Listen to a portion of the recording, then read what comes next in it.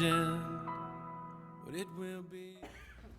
So once again, good morning, Kirk. Good morning.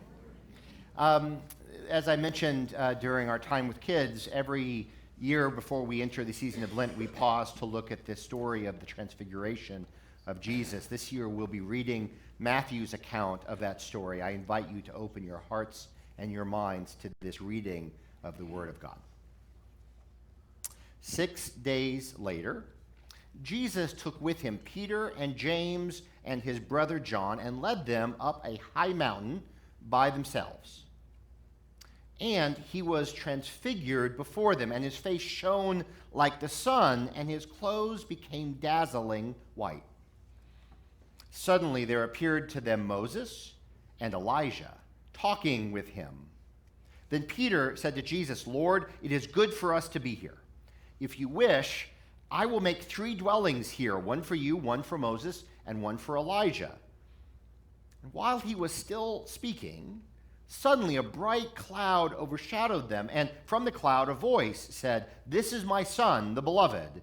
With him I am well pleased. Listen to him." When the disciples heard this, they fell to the ground and were overcome by fear. But Jesus came and touched them, saying, "Get up and do not be afraid."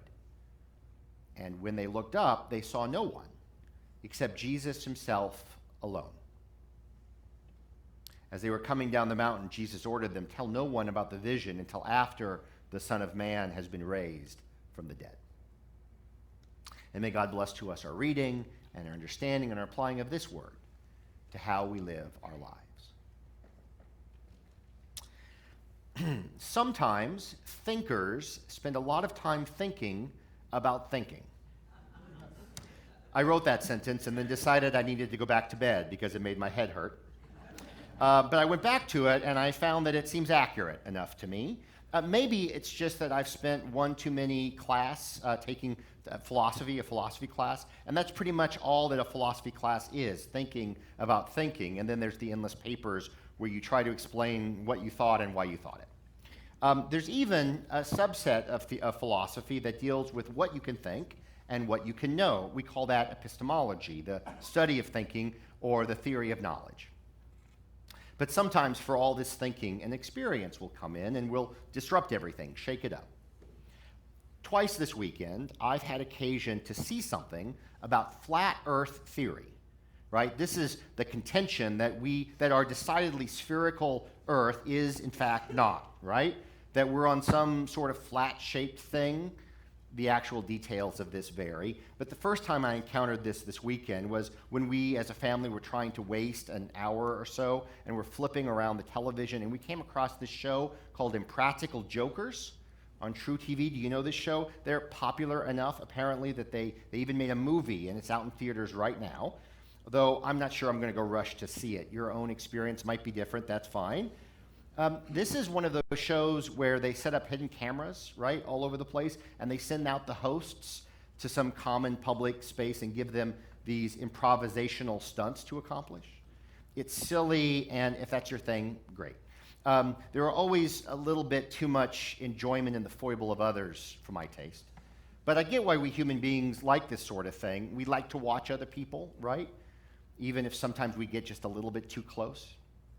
But it caught our eye as we were flipping through, and so we watched it for a little while. And the particular setup for this episode was that the hosts were pretending that they were a couple and that they were dating, right? And that they were going to fabricate some excuse to break up while sitting at a table with a stranger. And the goal was to get the stranger to agree with the person that was going to break it off.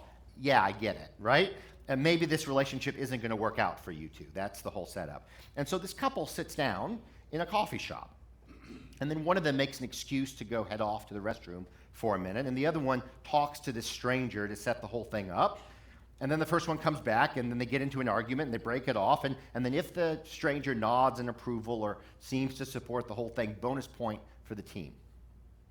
So after the partner heads off to the restroom, the first person tells the stranger, the whole thing is crazy. I mean, we've been dating for a few months, and she's great, don't get me wrong, but she's one of these flat earthers, you know? She keeps talking about it, and I just can't handle it much anymore. And then, on cue, she returns. and they start talking about the weather. And she says something like, you can't understand the weather unless you understand that the earth isn't round, it's flat. And then the whole scene kind of unfolds, and he breaks up with her, and she storms off, and the stranger looks like he's witnessing something private and personal when he just wanted to listen to his music and eat a scone in peace, right? And everybody laughs. I didn't think very much of that episode at the time. It works because we know that the earth isn't flat. The mathematicians and astronomers figured that out eons ago, going all the way back to Pythagoras. Even though Galileo Galilei was widely condemned for it by the church, and Magellan had to circumnavigate the globe to convince everyone. So generally, we chuckle at this because almost everyone dismisses it as silly, right? And then I saw just this morning a tragic story on CBS News about this guy in California named Michael Hughes. He died yesterday at the age of 64. Hughes insisted that the earth was indeed flat. So much so that he dedicated himself to building these homemade rockets that would send him up into the sky so that he could take pictures that would hopefully prove himself to be right. And he tried this once back in 2018, and he only got about 2,000 feet up into the air at that time. And this time, he planned for something far bigger, and it went horribly, tragically wrong. And he died in the accident that followed yesterday. And I was kind of stunned, really, as I read about it this morning. 1 minute joking about this fictional breakup scenario, and then the next minute a guy who would push everything just to the edge. There are a lot of things that we don't know as people, as human beings, right? And sometimes we even push on what we do know, because we all have skepticism, our doubts, our insecurities. It's part of really what it means to be human, actually, to wrestle with all of that, to try to make meaning the best we can with the experience that we all build up over a lifetime. I mention all of that because sometimes what we think we know actually does change. I just don't recommend building a rocket ship yourself to go exploring like that. There was a time when most people thought the earth was flat, right? And now we do not. We thought that the best way to communicate was carrier pigeon, and then someone invented the telegraph. We thought the Chiefs would never win a championship again, and now here we are. They said that about the Royals too, if I remember correctly. There's even a phrase for all of that. We call it a paradigm shift, right? When all of the categories of our settled understanding get shuffled, right? Because of some new experience that doesn't quite work, that doesn't quite fit, so we have to rework everything, new concepts, new research, giving up old ways of looking at it all. That kind of work is always hard and disruptive. And sometimes people don't accept it. They refuse to accept it, and paradigm shifts are always unsettling. That's one of the reasons why this era that we're in feels so chaotic, because we've had one paradigm shift after another in technology and society and culture. Just look at the impact of the jet airplane and the internet these days, today. And it's natural for some people to look back and to want the former days, the way that it was, when that is more like trying to get the toothpaste back in the tube. Wait, did I say back at the start of the sermon that sometimes thinkers spend too much thinking about thinking? Okay, maybe I should just listen to that and we'll move on. But the idea of a paradigm shift is really helpful for us to think about these particular moments in our scripture today. Way back when, once upon a time, there was this group of people who followed a God that helped them break free from slavery and bondage and oppression in Egypt. They had been there in servitude for 400 years. It was all that they knew. And suddenly, there's this brave Hebrew named Moses, and Moses is inspired by God's dream of breaking the injustice of that servitude, and so Moses challenged the Pharaoh, and he led them out with the mighty help of their God. But Moses led them where? Well, out into the wilderness, out into the unknown, out into an entirely new existence that was, for them, disruptive and unsettling. So much so that the people grumbled and they groused, we were better back there in Egypt, better because we had 2 square meals a day and maybe a bed to sleep in at night. And yeah, they worked us, but at least we knew what to expect, Moses. Maybe servitude was better, Moses. It wasn't better, of course, but that's what some people were saying. Much of the book of Exodus is Moses helping his people keep it together during that turbulent time. And with God's help, over time, they found water and food and a set of laws to help structure their society as they migrated east, right, across the border into Canaan. It required a paradigm shift, a new way of understanding the world, a transition from what was to what is over the horizon, which we cannot quite yet see. In the Hebrew tradition, this is also a story of God's steady hand throughout it all. God taking initiative to break injustice and to do something good for God's people, even if and when they don't quite see the big picture, when they're stuck in their own old ways of thinking, when they had trouble trusting, right? Because let's be clear, this was a big gamble, a huge risk, challenging one of the greatest nations at that time and then heading off with whatever you could carry to go wander out in the wilderness for a generation. And by the time we get to today's reading, we've already gone through a lot of that, and they're still wandering about, wondering when things will settle down again. And Moses gets called up to the mountain, Mount Sinai, and he encounters God up there on the mountain, and he's up there for a long time. There's a crazy, amazing cloud and a devouring fire and the very glory of the Lord. And you get the sense of the people sitting around watching all of this, wondering what is going to come next, wondering when things will start making sense again and a new sense of normal might be possible. Well, we often pair this reading with the story of the transfiguration of Jesus. There's a lot of symbolism in that Exodus story, just as there is in this reading from the Gospel of Matthew. And you can tell that the story of Jesus is meant to evoke that time, generations ago, when God shared with the people the very law that would give them their identity and their purpose, that would help shape them into a people. I mean, they didn't know it, but these mountaintop encounters between Moses and God would shape their entire future as a people, would help them see how they could be a blessing for the whole world, would encourage them to welcome the foreigner and the widow and the orphan, that would set the stage for generations of possibility and hope. They didn't see it then.